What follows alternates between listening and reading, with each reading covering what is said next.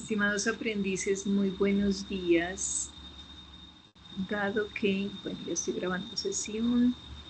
Dado que el video pasado tuvo muchos errores de audio, decidí hacerles un video resumen de lo que vimos la clase pasada para las personas que no pudieron estar en línea esa noche, que pues que no tenga errores de sonido. Entonces vamos a hacer un recuento de qué fue lo que hicimos la clase pasada. Permítanme compartir pantalla.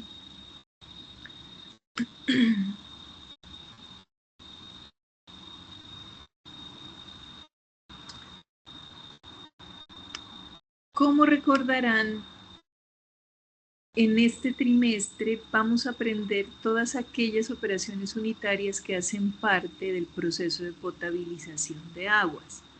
¿Con qué comienza un proceso de potabilización de aguas?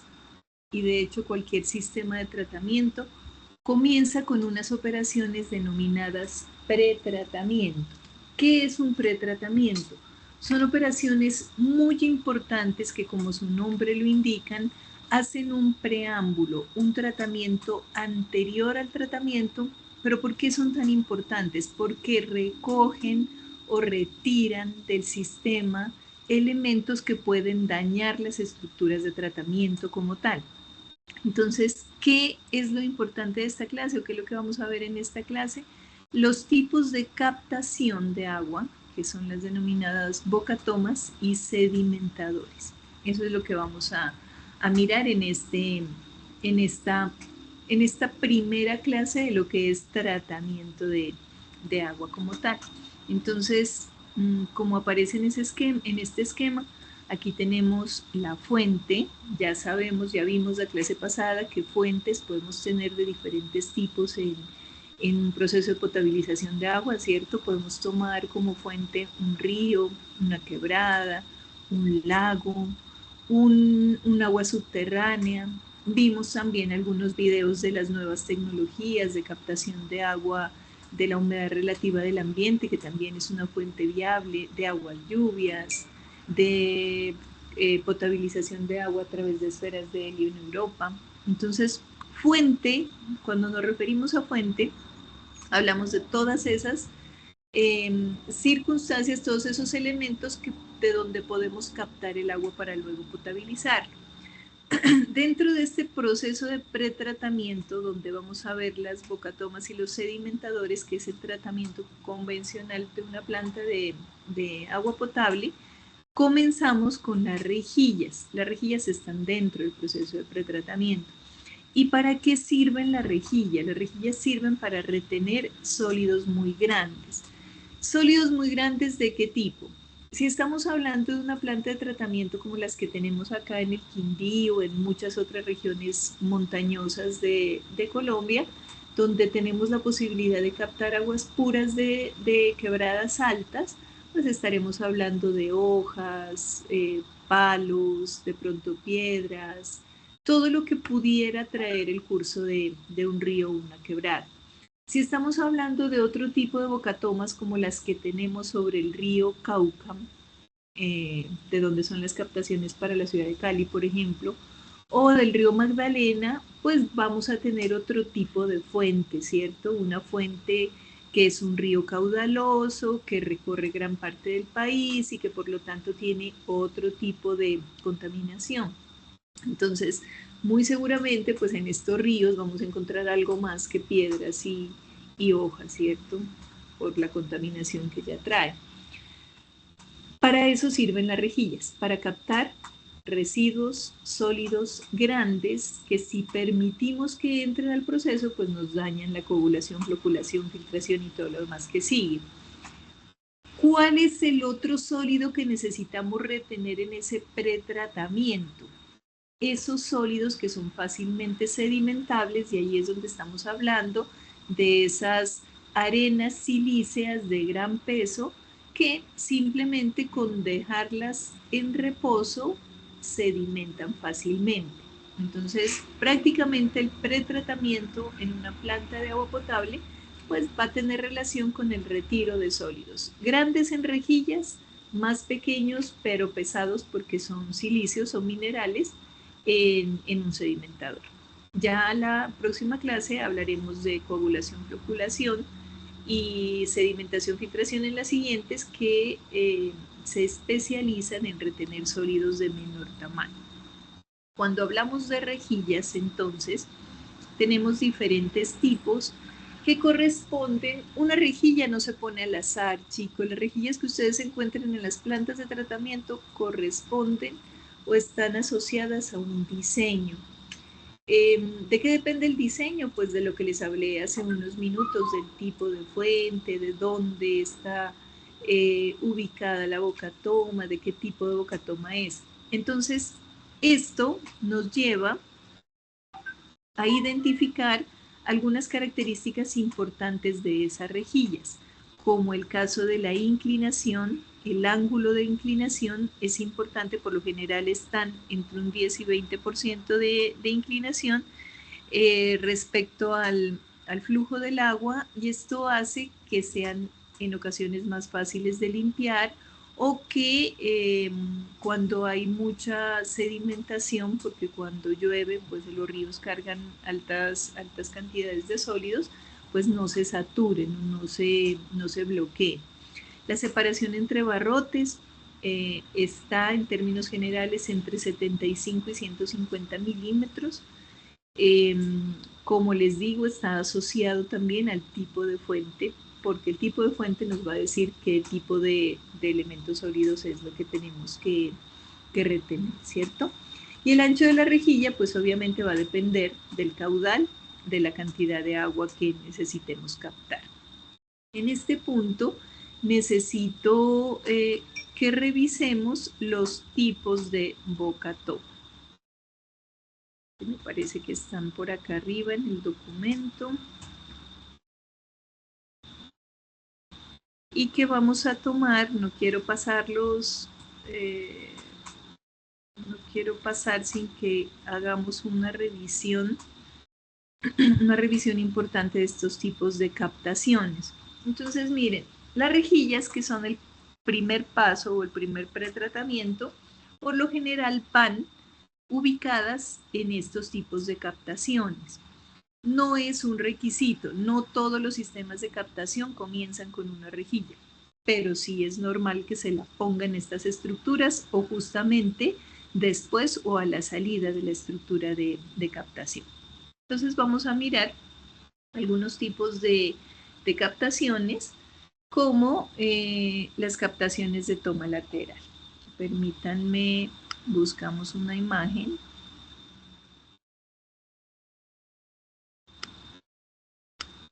Que les mostré la clase pasada de los tipos de captaciones.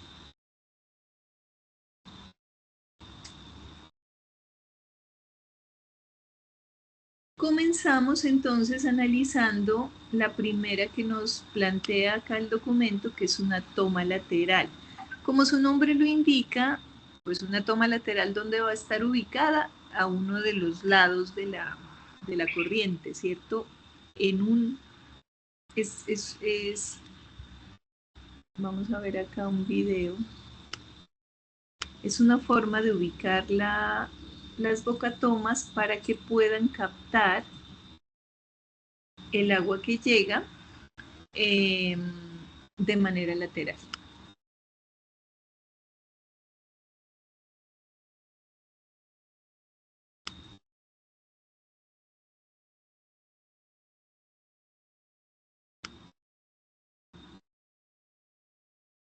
Este video no me interesa el audio, vamos a mirar la forma en que se construyen. Bueno, aquí podemos mirar, este es un video de una simulación de una caja de control que nos muestra. Recuerden que el trimestre pasado estuvimos viendo vertederos, ¿no? Y cuando veíamos vertederos veíamos que estructuralmente o a través de unidades de construcción civil podemos hacer que el agua se canalice y vaya hacia un lugar determinado, controlando su caudal y controlando su paso. Esto es lo que pasa, una estructura muy similar que tenemos aquí como captación lateral, donde se construye en mampostería toda esta estructura para que la quebrada, que en este caso pues va a ser una quebrada pequeña, no funciona con grandes ríos, sea canalizada y pase por el lugar que nosotros necesitamos. En este caso, ¿qué es lo que necesitamos? Si ustedes se dan cuenta, aquí hay un resalto, aquí hay una obstrucción del flujo. ¿Qué va a hacer esa obstrucción del flujo? Que el agua se acumule en este punto. ¿Para qué se utilizan estas bocatomas laterales? Para quebradas que no siempre tienen el mismo caudal, o sea, esto no es para ríos caudalosos donde siempre podamos garantizar flujos altos, porque podemos utilizar otras estructuras más sencillas y menos costosas. Esta que estamos viendo aquí es para quebradas pequeñas, donde muy probablemente el flujo durante el año varíe y nosotros tengamos flujos demasiado bajos que de pronto no alcancen a ser captados por la estructura lateral. Entonces, ¿qué hacemos? Esta estructura sirve, este resalto que le colocan aquí, sirve, o esta obstrucción más bien, sirve para que el agua se acumule y pueda ser captada lateralmente. Miren que en este caso, en este ejemplo, no hay una rejilla de captación, hay un tubo. Aquí ustedes pueden ver el orificio. Entonces lo que hace el agua es meterse por aquí y muy seguramente ya en esta cámara existen las rejillas para el paso a la planta. Ahora, ¿por qué ese tubo tan pequeño? ¿Por qué a veces va una rejilla? ¿Por qué a veces ponemos un tubo más grande? La captación del agua no es aleatoria, tampoco es voluntaria. Si usted necesita una captación de agua, necesita pedir una concesión a la Corporación Autónoma Regional en su departamento. Las corporaciones autónomas, dentro de sus funciones, tienen la obligación de tener un balance hídrico de todas sus fuentes dentro de la cuenca. ¿Qué es un balance hídrico? Pues es un análisis de la cantidad de agua disponible y la cantidad de agua que se consume en la región de acuerdo a los diferentes usos. Porque si bien es cierto, para nosotros es muy importante la captación de agua para potabilización, la mayor proporción de agua se utiliza para riego de los ríos, ¿cierto? Entonces, ¿qué necesita una región? Necesita agua para riego, necesita agua para consumo, necesita agua para actividades recreativas, necesita agua para por ejemplo, cultivo de peces. El agua, vimos la clase pasada también, o antepasada más bien, que tiene diferentes usos. Entonces la corporación autónoma tiene la obligación de tener ese balance de cuánta agua tengo y para qué la necesito. Entonces si usted pide o necesita agua para cualquiera que sea el uso, la corporación tiene que darle una cantidad concesionada, unos litros por segundo. No quiere decir que porque el agua nazca en su predio, el agua le pertenezca. El agua es de todos. Entonces no se puede canalizar todo el agua que usted se encuentre pasando por su predio, porque muy seguramente va a dejar sin agua los predios aguas abajo, ¿cierto? Entonces, ¿de qué depende el tamaño de esa reja? ¿De qué depende la cantidad de agua que capte la boca autónoma? Pues de esa concesión, de lo que la corporación autónoma le haya dicho a usted, esta es el agua que le tengo concesionada. 15 litros por segundo, 10, 5, 4, 20, 50, dependiendo del uso y dependiendo de la población, ¿cierto? De la cantidad de la población. Miren aquí una figura de una captación lateral también, una bocatoma lateral. Miren que tampoco tiene reja, sino que en este caso tiene compuerta. Entonces, en algunas ocasiones encontramos aquí una reja que de una vez ayuda a retener sólidos, pero en estos dos casos que hemos visto, uno fue con tubo y otro fue con compuerta. Este es otro tipo de captación lateral ya en ríos más grandes y caudalosos donde directamente se construye una cámara. Entonces, miren, el río es caudaloso, se han hecho los cálculos pertinentes para definir cuál es el caudal, cómo tomo el caudal concesionado, se construye directamente la cámara y miren que aquí sí hay una reja. Entonces, directamente una reja, esa reja que tiene una inclinación y tiene una abertura entre barrotes que ha sido diseñada con el objetivo de tener la máxima eficiencia y poder captar esa porción de agua que nos concesionó la corporación y llevarla por tubería hasta la planta. Eso entonces es una bocatoma lateral.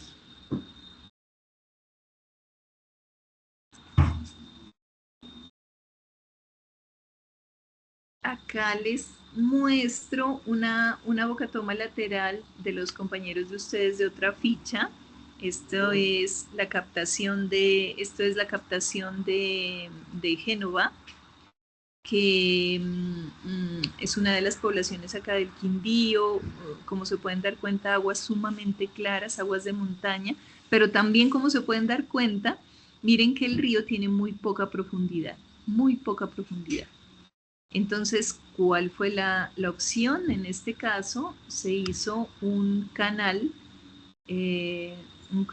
longitudinal a lo largo del río, paralelo al río, que es donde se capta el agua para luego llevarla a la planta. Estos son tipos de bocatomas laterales. ¿Qué sigue según el documento? También existen las bocatomas sumergidas. ¿Qué son las bocatomas sumergidas o también llamadas tipo tirolesa?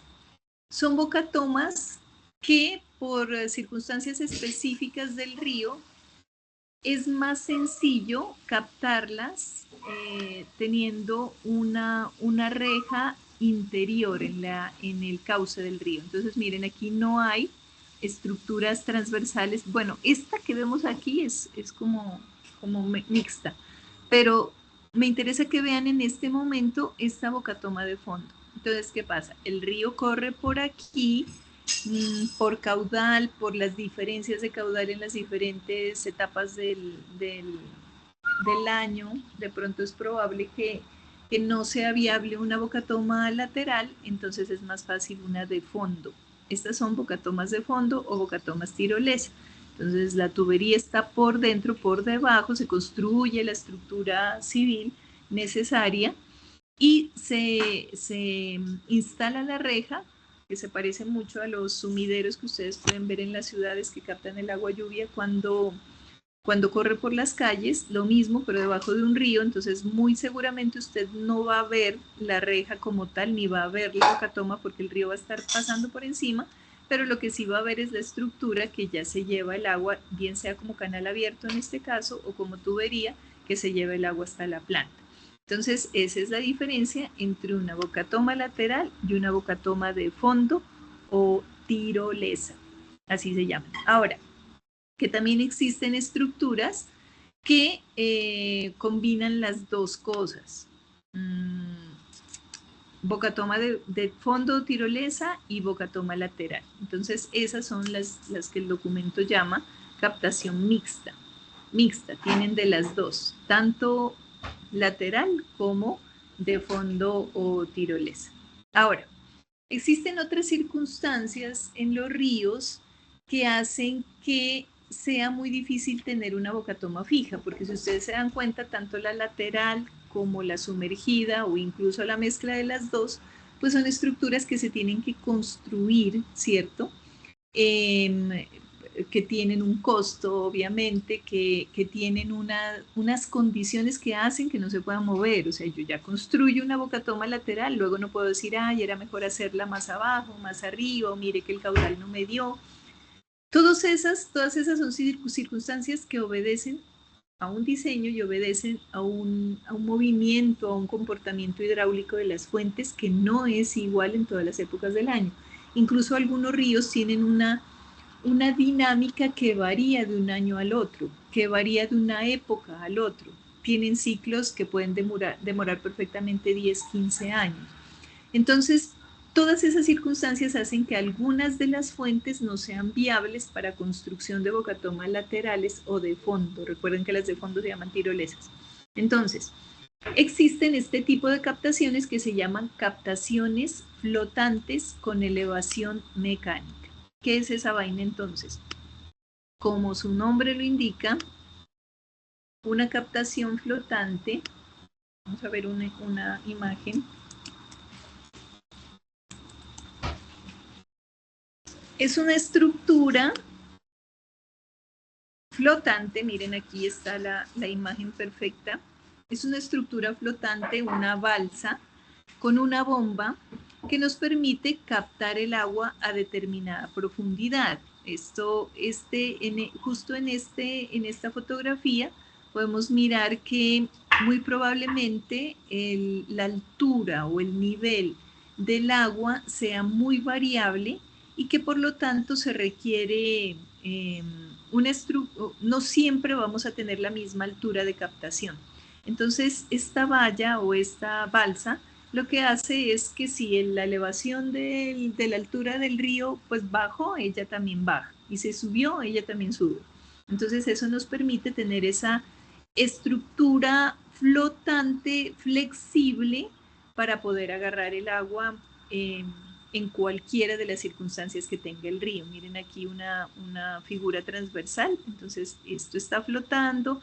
Obviamente en la bomba, lo que sí es que necesitamos bomba, pues no podemos captar una estructura flotante, no funciona con gravedad, tenemos que utilizar una bomba. Pues la bomba va a captar el agua a determinada profundidad dependiendo de la estructura y aquí es donde viene la rejilla. Entonces, por lo general tiene una rejilla de captación y ya con un tubo flexible se va esa vaina a la planta. Entonces, esas son las captaciones mixtas, las captaciones flotantes con elevación mecánica. Miremos ahora la presa de derivación. Con ustedes ya hemos visto lo que es una presa, porque estuvimos viendo hidráulica el trimestre pasado, ¿cierto? De la misma manera como habíamos visto que las presas retienen el agua para producir energía hidráulica, pues en este caso no es de tal magnitud la presa porque no necesitamos producir energía, pero lo que sí necesitamos es represar el agua para poder captarla en algún momento. Entonces, cualquiera de estas imágenes nos sirven para entender, aunque pongámosle captación.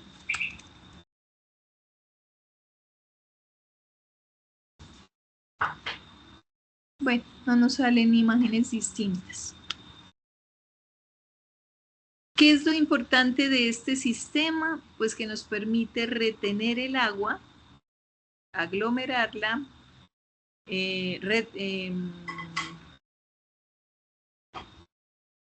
represarla, es la palabra exacta que estaba buscando, para que alcance la altura necesaria para poderla captar. Eso es como lo interesante.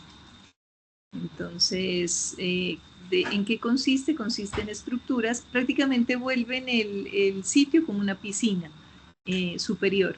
Entonces la represan en algún momento, le ponen una estructura que evite el paso del agua y esto hace que suba el nivel y pues subiendo el nivel ya podemos garantizar, si no tenemos posibilidad o no queremos gastar en bombas y presas en mecánicas como las que les mostré hace un minuto, pues podemos represar el agua para que entre por la bocatoma de rejilla o por la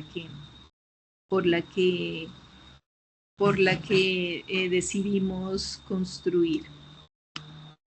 Vemos por acá otras imágenes. Bueno, esta es una derivación es una estructura similar a la balsa, solo que por alguna circunstancia no es viable la balsa como tal o no les ha dado resultado y deciden hacer fija la estructura. Pero funciona de la misma manera porque lo que sí es variable es el punto de succión. Como esto funciona sí o sí con una bomba, Entonces, esta captación tiene una plataforma fija, ya no es una balsa que va para arriba y para abajo dependiendo de la altura del agua, esta está fija, solo que el agua sí va a ir de arriba para abajo. Entonces, la variación aquí es que el tubo flexible de captación del agua o de la bomba es el que baja, entonces la estructura está fija, construida, quieta, pero la captación o el tubo de captación tiene la posibilidad de moverse para captar más abajo si el nivel del agua está muy abajo o más arriba, o simplemente para captarlo por debajo del nivel superficial donde pudiera haber mayor contaminación. Entonces este es el famoso muelle de toma. Esos son los tipos de bocatomas que existen, donde por lo general se instalan las rejillas, que es el primer pretratamiento que estamos viendo hoy. Ahora, si no tenemos aguas superficiales, sino que tenemos aguas subterráneas, pues se utilizan diferentes tipos de bombas, dependiendo del tipo de captación. Puede ser una captación de pozo excavado, una captación de pozo profundo, se utilizan bombas de aguja, u otro tipo de bombas que ya las veremos más adelante, que nos ayudan a sacar el agua de esas capas profundas de la tierra y llevarla a esa planta de tratamiento. Como les decía en la clase antepasada, la calidad del agua, profundo, del agua subterránea, es muy variada. Por lo general tiende a los extremos. O es un agua muy buena, que casi no necesita un sistema, a veces no necesita ni floculación, coagulación, solamente filtración y cloración y se fue, porque son aguas que ya han sido filtradas por las diferentes capas de la tierra. Pero así como pueden ser muy buenas, a veces resultan no tan buenas para la potabilización, porque si en estas capas por donde pasa el agua y se filtra hay yacimientos de hierro, de cromo, de cobre, el agua va solubilizándolos y cuando captamos el agua para consumo pues puede estar llena de trazas de hierro que luego son muy difíciles de tratar, que nos pueden saturar los filtros, que pueden pasarse el proceso de floculación, coagulación y seguir produciendo olores y colores en el agua potable, que no es precisamente lo que queremos, pero es otro tipo de captación. Y ya las captaciones no convencionales, pero perfectamente viables, que pueden ser en sectores de alta pluviosidad, como los que tenemos en casi toda Colombia, casi, es el agua lluvia, también muy viable, recogida a través de amplias superficies como los techos, que se canaliza a través de bajantes y puede utilizarse como fuente y tratarse a través de allí. Entonces, de esto se tratan las captaciones, bocatomas de todos estos tipos. ¿Y por qué estamos revisando bocatomas y todos los tipos de bocatomas otra vez? Pues porque en las bocatomas están las primeras estructuras de nuestro pretratamiento, que son las rejillas. ¿Que para qué sirven las rejillas? Para retener sólidos de gran tamaño. ¿Qué sólidos de gran tamaño podemos encontrar? Hojas, palos, piedras. ¿Que por qué las retenemos? Porque nos dañan, si permitimos que pasan, obstruyen canales, obstruyen conducción, o aducción más bien, que es como se le llama la tubería desde que se la capta hasta que se lleva a la planta, pero igual son tubos que se pueden obstruir y que por lo tanto se desestabiliza todo el proceso posterior. Otro de las operaciones unitarias importantes dentro del pretratamiento pues son los desarenadores. Como les decía hace unos minutos, son estructuras que nos permiten retirar esos sólidos sedimentables que trae el agua. Seguramente con Diana Carolina están viendo ustedes en laboratorio algunos tipos de análisis que se le hace al agua. Estos sólidos sedimentables son los que se hacen en este tipo de estructuras. Y ya los conoceremos más adelante también en laboratorio, se llaman conos Inoff, donde simplemente colocamos una cantidad de agua específica medida de acuerdo a la capacidad del cono y esperamos unos minutos de acuerdo al procedimiento y miren aquí la cantidad de sólidos que se sedimentan. ¿Qué son estos? Entonces son sólidos de gran peso, de gran tamaño, silíceos, arenas, que dependiendo simplemente de un tiempo que se llama tiempo de residencia, ellos sedimentan y nos libramos de ellos en el agua. ¿Que por qué es importante librarnos de ellos? Porque son sólidos muy pesados que pueden dañar el proceso de floculación, coagulación. Entonces necesitamos retirarlos. Además, porque aquí los vemos como si fuera poquito, pero de verdad que cuando llueve la cantidad de arenas que pueden entrar en una planta son bárbaras y pueden llegar a tapar tubería también.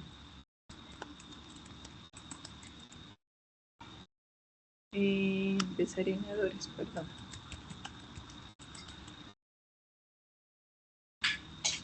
¿Cómo son los desarenadores en planta? Por lo general son simplemente estructuras rectangulares que se construyen en paralelo para tener la posibilidad de hacerle mantenimiento al uno cuando, mejor dicho, que el agua pase por uno de los lados, como podemos ver aquí en esta imagen, mientras en la otra se hace mantenimiento. Veamos qué nos dice la plataforma. Estos sedimentadores que aparecen acá en plataformas son básicamente sedimentadores industriales, no son muy comunes en plantas de tratamiento municipales por el tamaño, ¿no? Estas estructuras en acero inoxidable para una planta de tratamiento de un municipio pues no son viables económicamente, pero sí se los podrían encontrar en procesos de potabilización de agua para la industria, sobre todo para la industria de alimentos. Sí sirve mucho la imagen para poder identificar cómo es la forma o cómo funciona un sedimentador.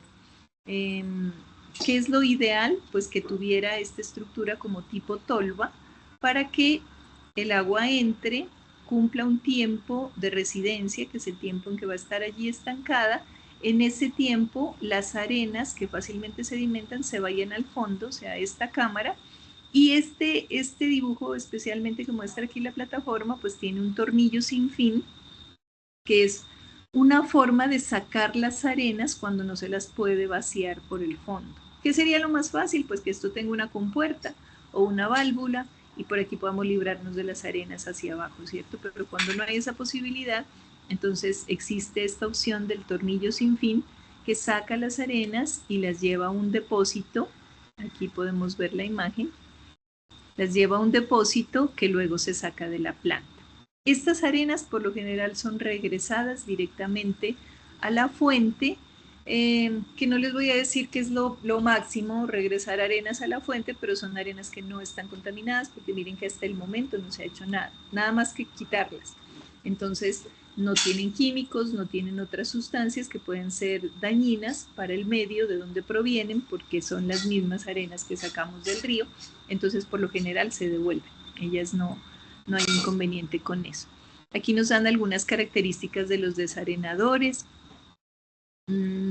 Esta es muy importante, deben proyectarse dispositivos de entrada y salida que aseguren una buena distribución transversal del flujo y se reduzca esta posibilidad de cortocircuito respecto a la velocidad. ¿Qué es un desarenador? Un espacio donde el agua tiene que estar en reposo. Entonces, si nosotros se van a dar cuenta pues en las plantas de tratamiento donde ustedes lleguen que hay estructuras que reducen al máximo la velocidad de entrada, porque si el agua viene sobre todo cuando es una captación por gravedad, pues viene a mucha velocidad. Si metemos el agua a mucha velocidad, va a pasar muy rápido por el desarenador, no va a cumplir el tiempo que necesita para sedimentarse, entonces no va a ser eficiente el proceso. Se debe reducir la velocidad y no solo reducir la velocidad, sino garantizar que entre por todos los puntos, porque el agua también va a tender a entrar por un solo lado. Entonces, esas estructuras que se van a encontrar ustedes de reducción de velocidad y de distribución es muy importante mantenerlas y mantenerlas limpias sobre todo y no evitarlas. Por alguna razón a veces la entrada del agua muy rápida produce un chisporroteo o produce alguna cosa que a veces al operario no le gusta y me empiezan a meter sacos de arena o cosas adicionales a la estructura. Recuerden que todo esto depende de un diseño y es ideal o está diseñado para que funcione de la mejor manera. Entonces, por eso son esas estructuras de reducción de la velocidad y de distribución del flujo a las entradas de los desarenadores. La tubería o canal de llegada debe colocarse en el eje longitudinal. Igual sucede en el caso de un canal situado aguas arriba del desarenador. Esto es lo mismo que les estaba diciendo, para que longitudinalmente, ¿qué quiere decir? Para que el agua se distribuya uniformemente a la entrada. O sea, que no pase solamente por una esquina o por un punto, porque se va a acumular la arena en un solo lado, sino que se distribuya a lo ancho de toda la estructura para que a todo lo ancho se cementen las arenas. A la entrada, nuevamente, a la entrada debe instalarse un dispositivo para distribuir uniformemente el flujo. ¿Qué más dicen? El dispositivo de salida debe tener un canal recolector provisto de un vertedero que asegure la distribución uniforme. Aquí ya nos habla del tubo de salida del desarenador, que es donde por lo general se instalan vertederos. Ya vimos los vertederos el trimestre pasado, que son estructuras que nos ayudan a medir el caudal. Y bueno, nos vamos a dar cuenta en la próxima clase que también nos ayudan para otras cosas dentro del proceso de potabilización del agua. Aquí nos habla de un dispositivo de limpieza. Algunos sedimentadores de desarenadores que ustedes encuentren en planta pueden tener dispositivos automáticos de limpieza, precisamente como este tornillo sin fin o como rastrillos que van sacando la arena y la sacan del sistema. Otros, pues no, en otros lados no tenemos la suerte de tener ningún dispositivo de limpieza y toca hacerlo manualmente.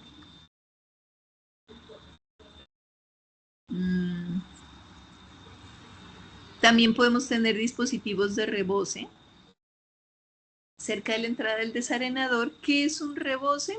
Precisamente lo que indica su nombre es garantizar que si por alguna circunstancia, una crecida del río, alguna circunstancia hidráulica, entró más agua de la que el desarenador debería tener para cumplir su función, se rebose o se devuelva al sistema sin que entre al desarenador.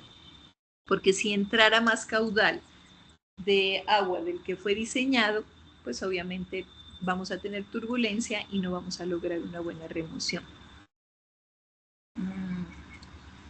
Aquí dice que siempre debe ser de tipo autolimpiante, pero como les digo, en nuestras plantas el autolimpiante por lo general es el operario que tiene que meterse y sacar las arenas con pala. Ideal cuando podemos tener sistemas autolimpiantes. Las tuberías o canales de rebose deben unirse a las tuberías que devuelven el agua al río.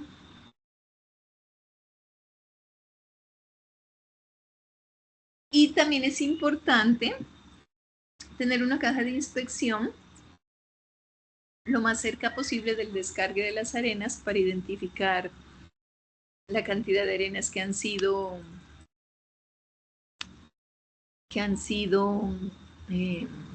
retenidas y los momentos en que se hace necesario limpiarlas. Bueno, aquí tenemos unos videos de desarenadores. Aquí tenemos uno voy a mostrarles este.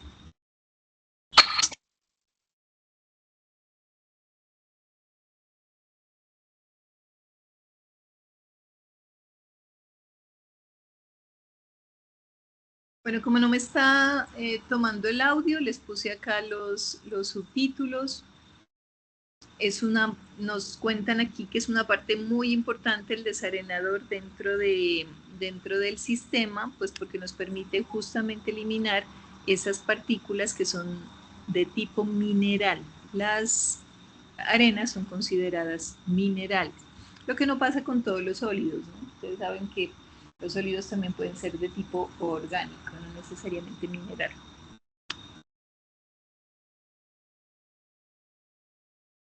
Aquí nos muestra en planta un tipo de desarenador con 4 carriles, con puertas, miren, muchas compuertas que nos permiten, entonces miren, por ejemplo, en este caso, este de la mitad está cerrado, estos dos están cerrados, está pasando el agua solamente por aquí, porque seguramente estos ya acumularon mucha arena y necesitan mantenimiento. Dependiendo del tamaño de la población y de la planta, pues va a ser el tamaño del desarenador. Miren aquí un dibujo interesante respecto a las técnicas que podemos encontrar para separar las arenas.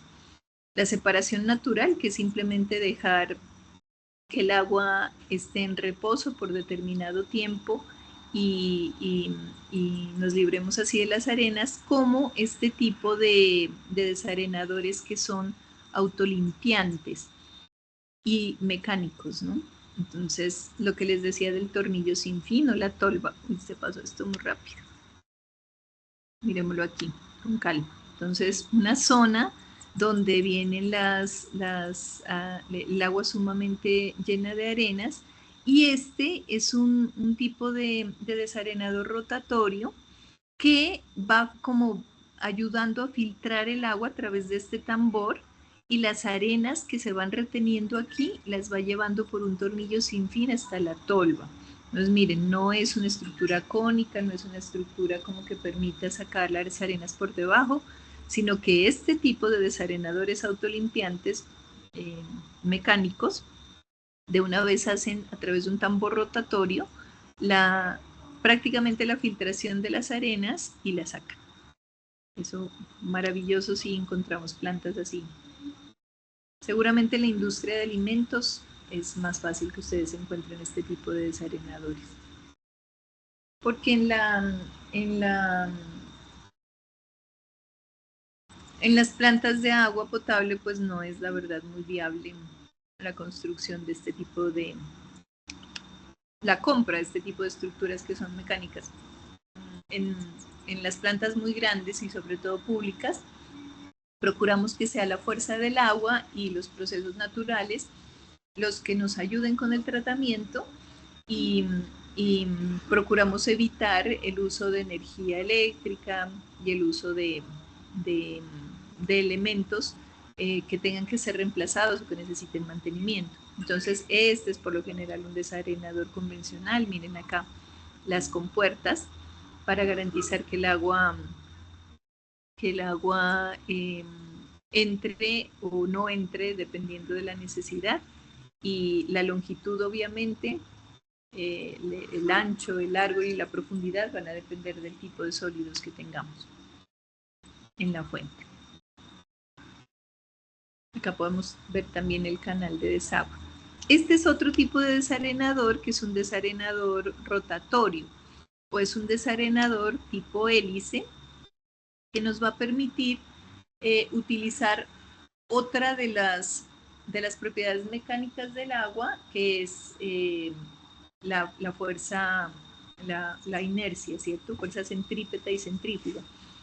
También, muy probable que los encuentren en la industria, no son tan convencionales en las plantas potabilizadoras urbanas o rurales, pero el funcionamiento es en la entrada del flujo del agua, que genera una rotación helicoidal que hace que las partículas más pesadas choquen contra las paredes, se vayan al fondo y puedan ser retiradas del sistema.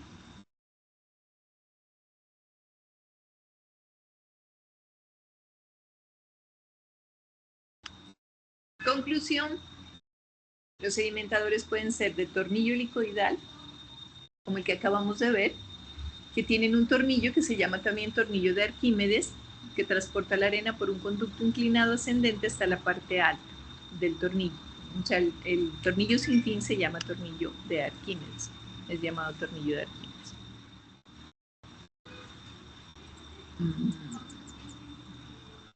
Mírenlo, aquí se ve perfectamente cómo funciona ese tornillo sin fin. ¿Qué pasa aquí en esta estructura? Simplemente dejamos que el desarenador funcione normalmente. El agua llega, hay un espacio donde se retiene, se le da su tiempo de residencia, que si entró mucha agua se la saca por aquí por este desagüe, y el tornillo sin fin lo que hace aquí no se filtra el agua antes, no tiene una estructura de filtración anterior, sino que simplemente recoge lo que está en el fondo y lo va sacando un atol.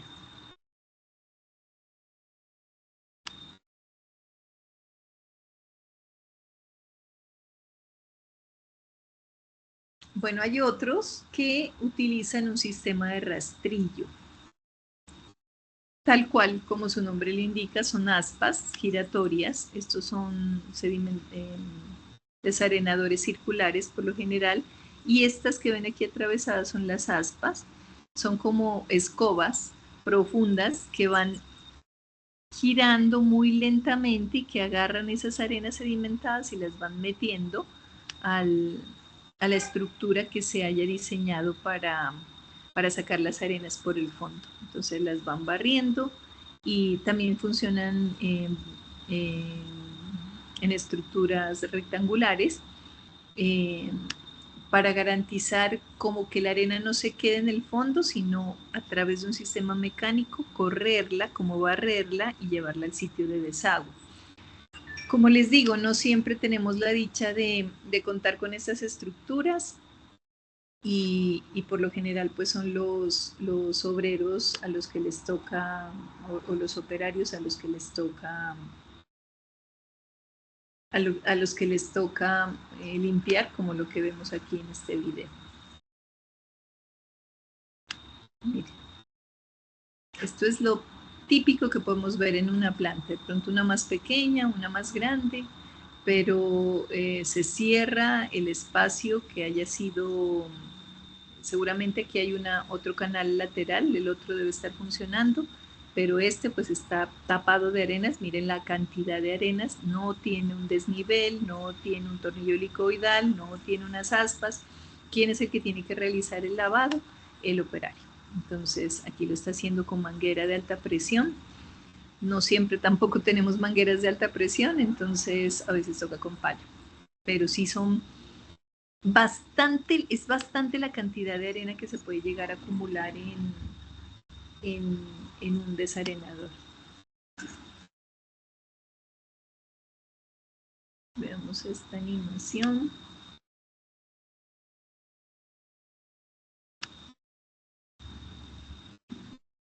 Esta es una animación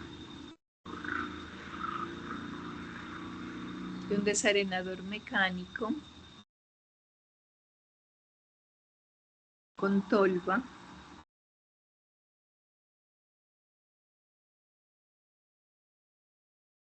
llamado hidrociclón. Es una variación del sedimentador helicoidal. Miren cómo entra el agua. Bueno, aquí nos cuenta que tiene este cabezal que acondiciona el flujo para que funcione de la mejor manera. Este es el área como donde se lleva a cabo la separación y finalmente donde se la retira. Y esta es la animación de cómo entra el agua al hidrociclón. Si ustedes se dan cuenta, es un movimiento como el que veíamos antes, helicoidal, pero lo que pasa internamente es que las partículas más pesadas, esas partículas minerales, pues se van acumulando en los laterales y salen. Entonces, la porción más liviana, que es el agua sin los sedimentos, ahí muestra, puede ser retirada de manera más rápida. Se utilizan a veces también difusores para meter burbujas de aire y ayudar a la separación. Por la parte de abajo se consigue la remoción de las partículas gruesas y por la parte de arriba sale el agua clarificada. Estos ya son diseños industriales, no siempre se los van a encontrar ustedes en planta, pero pues es importante que los conozcan. Bueno chicos, ese era como el resumen de la clase que quería mostrarles, ya que no se grabó, la clase pasada. Les voy a dejar también los videos en el chat, no solamente el video de esta grabación, sino los otros videos para que los escuchen con audio. Esta noche que nos veamos, ya me cambio de computador para poder tener acceso a los audios que les quiero mostrar. Entonces, esta es la clase de la semana pasada. Ya se la subo, quedo atenta a cualquier inquietud.